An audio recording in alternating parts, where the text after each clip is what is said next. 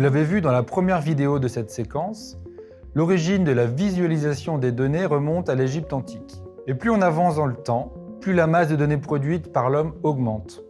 Surtout depuis que le numérique a investi la quasi-totalité des activités humaines. En classe aussi, on manipule beaucoup de données, de tout type.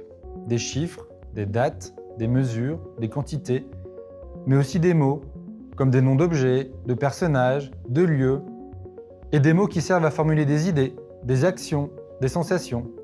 Il est souvent nécessaire d'organiser ces données d'une part, et d'autre part de les appréhender comme un tout, comme une globalité. Les techniques et outils de visualisation des données servent à cela, à donner à voir des ensembles organisés de données et à en montrer le sens. Comme on le voit dans la vidéo d'Henri Olivier, certaines techniques de visualisation de données employées depuis longtemps sont largement utilisées dans l'univers scolaire. C'est le cas par exemple de la carte géographique ou des graphiques en camembert.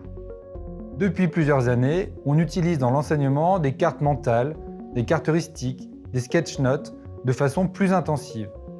On constate que les élèves réagissent positivement à ces nouveaux outils de manipulation et de visualisation des idées.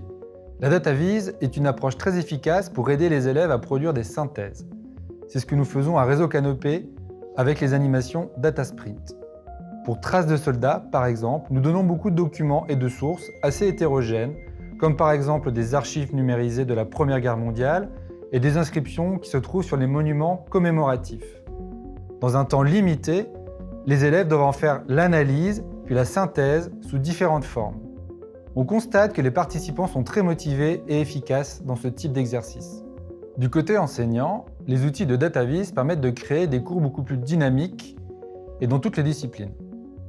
Ils enrichissent cette boîte à outils pédagogiques de façon transversale comme des puissants outils facilitant l'organisation des données en systèmes compréhensibles. On peut même imaginer de créer des ponts entre disciplines, avec des partenariats entre un professeur de français et de mathématiques par exemple, autour des mêmes jeux de données. L'activité proposée au 4e, 3e vise à produire et visualiser des mots, eux-mêmes traduisant des idées, des notions, des noms de personnes et de choses. Nous allons nous arrêter sur cette activité. Si j'en juge par mon expérience, beaucoup d'enseignants s'intéressent à la carte mentale. Elle peut être employée dans toutes les disciplines scolaires, des langues vivantes à l'EPS, de la technologie au français.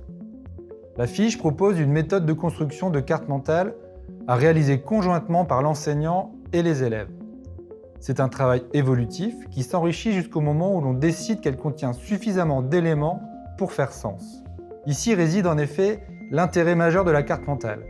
En la réalisant, on crée et on découvre des regroupements qui n'apparaissent pas nécessairement au début du travail.